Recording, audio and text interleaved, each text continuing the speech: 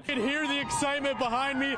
Oregon State is looking to continue to be unbeaten at home this year, and you can get a sense for why they've been so good at home. You know what these athletes have been taking up to the podium with them when they've been winning some of these races? Well, they got this guy, the mascot, legend, the Bigfoot, confirming everybody's uncle's conspiracies that the Bigfoot is indeed real. Tomorrow we'll get to see legend Raven Rogers in the 800 meters, and no big deal.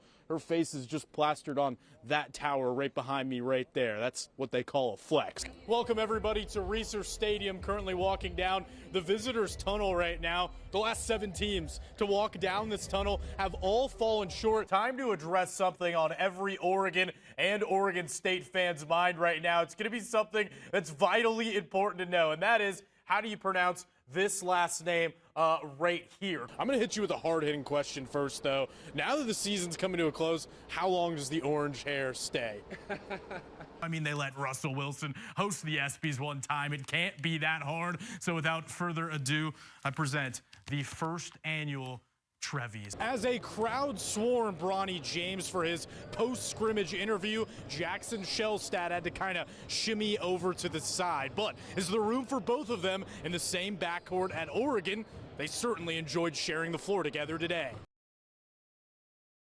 Now it's time to show the big offensive linemen some love from left to right. TJ Bass, Marcus Harper, Alex Forsyth, Ryan Walk, and Mulasala Amuvai-Laulu have been balling out this year. First, some stats to illustrate that. They've given up just 1 sack in 7 games. That's absurd in just about any context. According to PFF, opponents only pressuring Oregon 19.6% of the time. That means when Bo Nix drops back, he's only stressed about 1 out of every 5 times. Finally, the Ducks churning out over 240 rush yards per game, on par with option schools like Navy. So we've talked about what they've been doing. Now let's show you. We start in the passing game. Note how much time Nix has to make a decision here. 1 Mississippi, 2 Mississippi, 3 Mississippi, 4 Mississippi. I just had like 17 independent thoughts during that play. That's an eternity for a guy as experienced as Nix. Now to the run blocking, something O-linemen love to do more than anything. 4 guys are going to end up blocking one-on-one, including the tight end. Meanwhile, Forsyth and Bass going to pull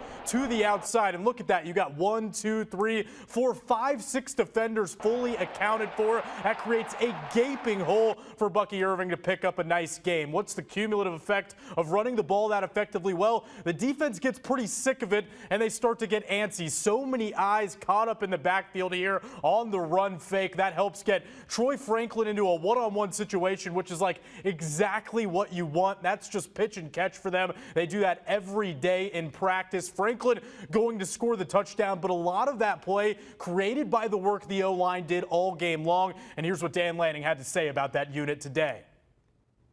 There's so many different character traits that really fit that group. Intelligence, toughness, right? Brotherhood, right? They're a close-knit group. There's a high belief. Those guys are willing to be coached. Right, so many people shell up when they get coached. Right, these guys, they accept coaching and look for opportunities to get better and embrace adversity. So it's exciting to see in a group. Lanning also gave a ton of credit to offensive line coach Adrian Clem. He said he's not a guy that has to yell a ton to get his point across. Guys just respect his extensive experience as both a player and coach in the NFL.